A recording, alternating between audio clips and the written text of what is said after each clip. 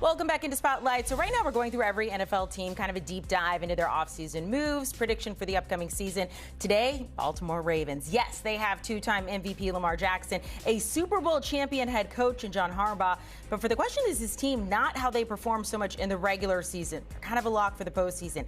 How they get past whatever is stopping them in the playoffs, and it's not always Patrick Mahomes and the Chiefs. Let's welcome in Bryant McFadden, John Breech here. So we're going to start with the off-season additions. The biggest one you guys like here, and I will say our experts online, they give the off-season moves for the Ravens a B. They gave their draft a B. I guess it was B+ actually for both of them. John, who do you like that they added?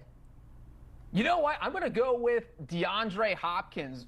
Usually when you're looking at an addition, you don't talk about someone in their mid-30s as being kind of a key guy. But the reason I like him is because, look, he was cheap, only $6 million. So it's not like they had to break the bank to bring in DeAndre Hopkins. He's going to be motivated. He wants to go out. If he's going to retire soon, that could be 1, 2, 3 years down the road. You want to do it with a Super Bowl ring, and you want to do it while putting up big numbers. And the other part is defenses are not going to focus on him. He's going to be an absolute afterthought when defenses are putting together their game plans. They're going to worry about Zay Flowers, Rashad Bateman, Isaiah Likely, Mark Andrews. They got to figure out how to stop Derrick Henry. So you're going to have DeAndre Hopkins in this spot he's really never been in his career, where defenses aren't going to focus on him at all. So there's potential there for him to kind of have a surprise season. We saw what he did in the Chiefs offense last season. He had 41 catches for just over 400 yards. I think he could top those numbers in Baltimore, and he's not going to put up, he's the number 3 guy, so you don't need him to put up huge numbers, but I think he will surprise some people this season. Well, for me, Amanda, you talked about in your intro for Baltimore getting over the hump. Two teams that stand in their way have outstanding quarterbacks in the Kansas City Chiefs with Pat Mahomes and the Buffalo Bills with Josh Allen. So my biggest addition is Malachi Starks, because he is a player that actually could improve your defense to help you make the necessary plays that need to be made against those quarterbacks that I mentioned. When you look at his ball skills, utilizing a first-round draft pick on Malachi Starks made all the sense in the world, because he is the most ball-ready safety that was available in the draft. Outstanding collegiate career there at UGA, not to mention the potential relationship that we could see with Malachi Starks and All-Pro Kyle Hamilton. When you look at who Kyle has become in their defense, he's been a nightmare every level, at the line of scrimmage, playing in the second level, and of course playing in the post. But now you have the ultimate traffic cop to be able to direct traffic, not to mention if you put the ball in the air, Malachi can go get Wilson for you. That is a big-time plus for their defense, especially knowing the quarterbacks that you potentially will see in January football. Our two-time Super Bowl champ keeping an eye on the secondary there as a former cornerback himself. Let's go to the biggest offseason losses, and it is interesting because both of you guys have the same player, but John, you're adding in another player. So tell us who you think is the biggest offseason loss for the Ravens. Yeah, you know what? I'm going to throw in Justin Tucker. We know his whole situation. The Ravens kind of said, hey, look, you're facing these allegations. You struggled last year. We're going to move on. Now, that's fine, but that means Baltimore is going to be going into the 2025 season with a new kicker, something they haven't had to do in 13 years. They drafted a kicker for the first time in franchise history. And whenever you give the kicking job to a rookie, everybody is going to be nervous on the sideline every time he goes out to attempt a field goal. We've seen teams draft kickers over the last few years. We saw the 49ers draft Jake Moody. He's been up and down. We saw the Browns draft Cade York. He's not even in Cleveland anymore. So rookies, if they come in and struggle right away, they kind of get it in their own head, and it's tough to get over those struggles.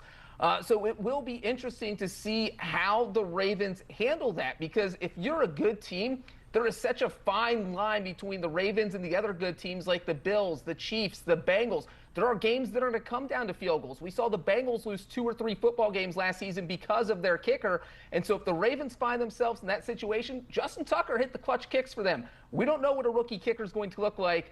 So this is absolutely going to be something to watch for Baltimore during the upcoming season. As the son of a kicker, John got very involved on that position, even though he has another player on there. B-Mac, talk to us about Patrick and why losing him was such a big deal for this offensive line.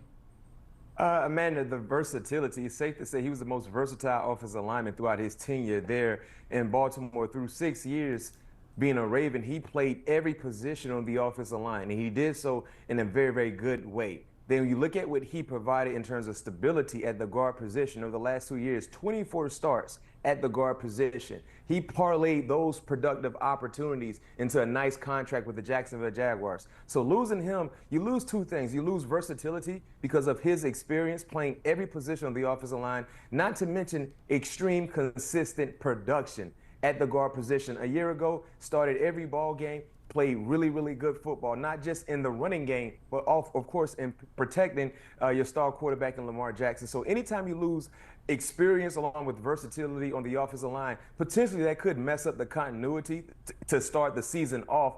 But of course, they have a talented team to get things in line once the season gets rolling. But when you look at the biggest losses, I mean, the continuity and looking at the production of the offensive line, losing Patrick could be a could be a big blow, especially in the first month and a half of the season. Look, first job trying to just protect your quarterback, and that is so important. We'll see how the offensive line looks for the Ravens. So we're going to do schedule prediction here in a second. But first, BMAC, you talked about it. I've mentioned it already, the playoffs, how they break through in the postseason. So just looking back the past couple of years, I think we also have Super Bowl odds for this upcoming season. Keep this in mind. 2022, lost in the wild card round to the Bengals. 2023, lost in the AFC title game to the Chiefs. Last season, lost to the Bills in the divisional rounds. They're sitting behind the Chiefs and the Bills. BMAC, can they break through? How do they break through?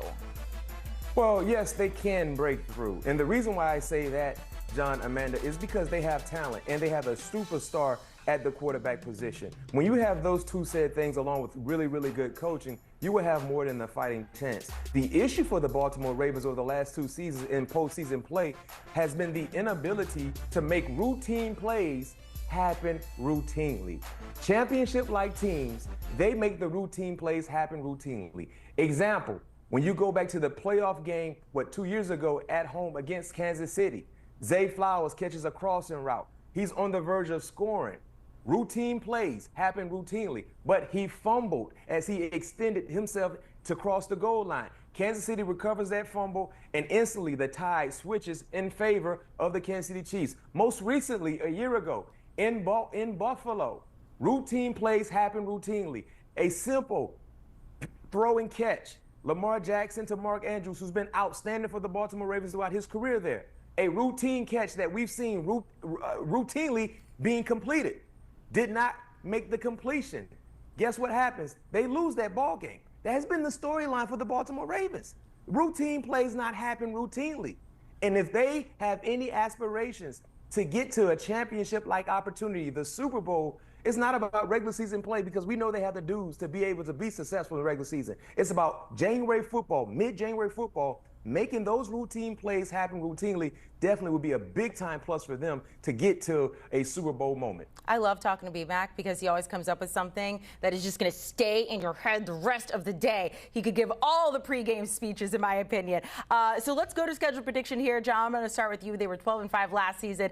Mention what they did in the postseason. They're lost in the divisional round. What is your schedule prediction for the Baltimore Ravens? I will also mention we have them as the 9th most difficult schedule in the league.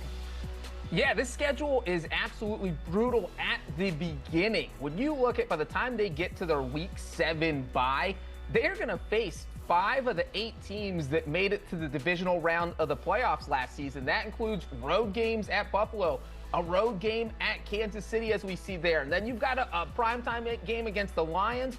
You play the Rams, a team that was 1 play away from beating the Eagles. So that is a brutal schedule through the first 6 weeks. And I think you could see a way where maybe the Ravens only go, say, 4-2 or maybe 3-3. But as BMAC kind of alluded to, this team is so stacked. They have so many weapons. And as long as Lamar Jackson stays healthy, I think they coast to double-digit wins. So 10 wins seems like a lock. And then it's how good do you feel about how high they go above that? Because they play in a tough division with the Bengals and Steelers. I'm going to say they go 12-5, just like they did last season. BMAC, just a game more optimistic than you, having them at 13-4, but most everybody going with the Ravens to win the AFC North, even though Aaron Rodgers is now in their division. John, BMAC, we appreciate it. By the way, I do want to mention Sportsline is giving them about 11.5 wins. Almost a 70% chance to win the division. Most of our experts will tell you that's what they're going with as well. But of course, the thing we are looking at, the Super Bowl, as of right now, a 14.5% chance to make it to the Super Bowl, according to our partners at Sportsline.